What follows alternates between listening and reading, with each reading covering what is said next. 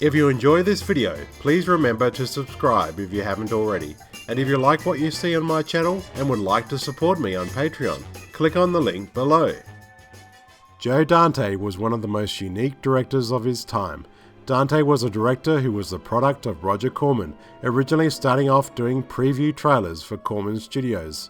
Corman was responsible for launching careers of a number of well-known directors, from Francis Ford Coppola, Martin Scorsese, Ron Howard, to James Cameron. Joe Dante drew the attention of directors like Steven Spielberg with his first major film, Piranha, in 1978, which was considered by Spielberg to be the best Jaws ripoff. He drew further attention with his tongue-in-cheek horror, the werewolf film The Howling in 1981, and he was hired by Spielberg to direct the comedy horror fantasy Gremlins in 1984, which was a monumental hit for Dante. Joe Dante was a director who has always kept true to himself and his own quirky brand of films. The Burbs in 1989 was one of Dante's most underrated films and was a comedy about a suburban everyman, Ray Peterson, played by Tom Hanks, who lives in a cul-de-sac called Mayfield Place. He starts to suspect his weird neighbours, the Klopeks, of foul play. He makes it his mission, along with his fellow neighbours, to uncover the truth. Are the Klopeks murderers, or is it just speculation and paranoia? The film had Joe Dante's many quirks and qualities, and of course packed with many movie and pop culture references from horror films, science fiction films, and classic Warner Brothers cartoons in the background. The scene where Ray is flicking through various TV channels shows excerpts from iconic horror films including Race with the Devil and The Exorcist and the Texas Chainsaw Massacre.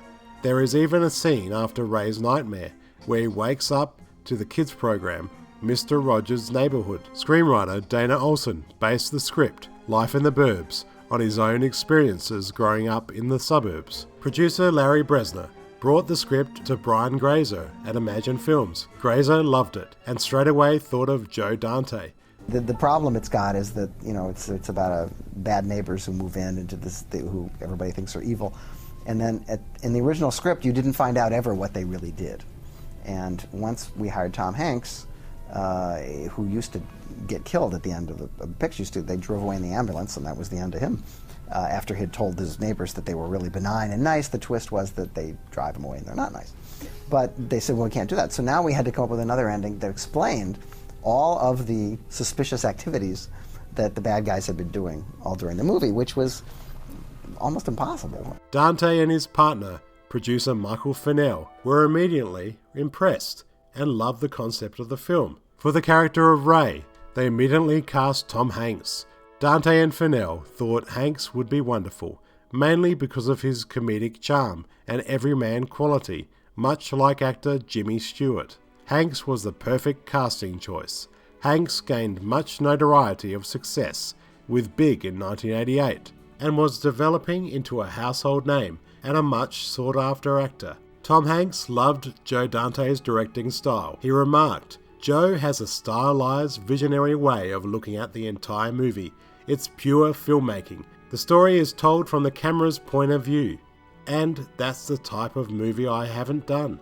For the wife of Ray Peterson, Carol, they cast Carrie Fisher, who had previously worked with Hanks on the film The Man with the One Red Shoe in 1984. Carrie was perfect as Ray's wife, and their chemistry comes through. Veteran actor Bruce Dern plays Lieutenant Rumsfeld, the ex-army neighbor, who joins in with Ray to find out the truth about the Klopeks, and has his own extreme way of dealing with things. Dern is a classic actor, known for his various character roles in film and TV. Bruce Dern, years later, would work with Dante again in the film The Hole. Ray's eccentric neighbor, Art, was played by comedian Rick Dockerman. His character in the film gets most of the laughs. The film co-starred Corey Feldman as neighbor Ricky Butler. Feldman was mostly known for his work in the 1980s, with films like Joe Dante's Gremlins in 1984, The Goonies in 1985, the coming-of-age drama Stand By Me in 1986, and the cult hit The Lost Boys in 1987. While shooting The Burbs, Corey was close friends with Michael Jackson. In fact, Bubbles the monkey was a frequent guest on the set of The Burbs. Bubbles was actually ordered off the set because he messed up a trailer inside, throwing around his feces. Other actors included Gail Gordon from Here's Lucy as Walter, and if you look carefully in the scene inside Walter's house, you will see a photo on top of the TV of Gordon with Here's Lucy co-star Lucille Ball, also appearing in The Burbs, Courtney Gaines, and comedy actor Henry Gibson as Dr. Klopek. Gibson was known for mainly appearing in the comedy show Laugh-In and the classic 1980 comedy The Blues Brothers, and of course, Joe Dante's frequent actors Dick Miller and Robert Picardo, who appear in all his films, make a cameo appearance as garbage men. Sadly, Dick Miller passed away recently, which is a shame because we won't see him in any more Dante films. The man was a legendary character actor of stage and screen, especially in Roger Corman films, and has made well over 100 movies, including appearing in a vast amount of TV shows. The 10-week production began shooting in the summer of 1988 and was shot entirely on the Universal Studios lot in Hollywood. The street Mayfield Place in The Burbs was shot in the Colonial Street, where they had shot a number of TV shows, including The Munsters. The set was also used in the 1986 film Dragnet, which also starred Tom Hanks. The Burbs was in fact shot during a writer's strike, and screenwriter Dana Olson was prohibited to contribute to the film. For this reason, Joe Dante would encourage the actors to improvise. Not just Tom Hanks, but actors Rick Dockerman and Bruce Dern would contribute to the improvisation also. The writer was on the set, even though he wasn't allowed to be because there was a strike, but I hired him as an actor. So that if I wanted to go behind a house and, so what do you think about something? Just, not in a strike-breaking kind of way, but just to sort of, get an idea of, anything he might think.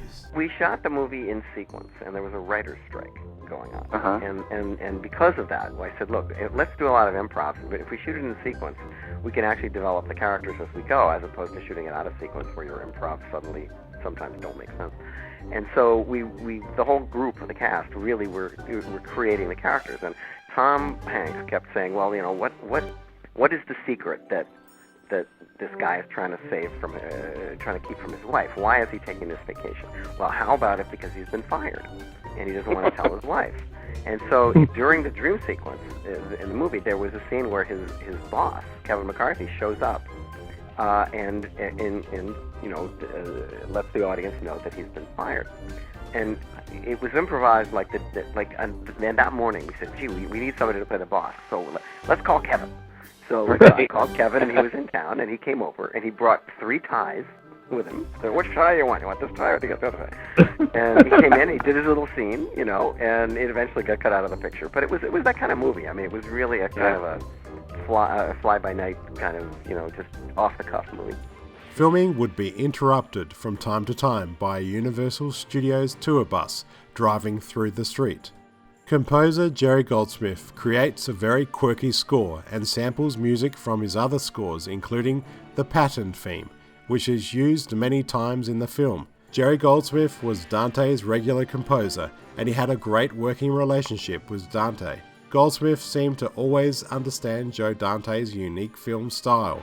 The Burbs was Joe Dante's first film that was not predominantly fantasy, science fiction, and horror like his previous films. This was Dante's first straight comedy film, but it still has those horror and fantasy elements to it. Unfortunately, The Burbs was not a big hit in theatres. Reviews were mostly bad. However, the film did well on home video, gaining a cult following. When The Burbs came out, it got the worst reviews since Mein Kampf. Remember the New York Times review, because it was not, you don't often get a review as succinct as this. I think it was Bosley Crowther, and he said that this movie is as empty as a film can be without actually creating a vacuum. And it was roundly derided. It made money, but it was roundly derided. And the funny thing about it is that over the years, it has become such a fan favorite. I mean, it's got a bunch of internet sites, and it's got all these people who are fans of it. And people quote the dialogue. They watch it. They have Burbs parties. kind of boggles my mind in a way, because it's really a minor movie. But it was unfortunately just considered to be a real piece of tripe when it came out. But it's fun. The Burbs is a darkly funny feel-good film, which contains so many memorable scenes. It's one of my favourite comedies, which I have watched countless times, and I'll be honest, it's actually my favourite film of Tom Hanks. My name's Jonathan, thanks for watching and please subscribe if you haven't already.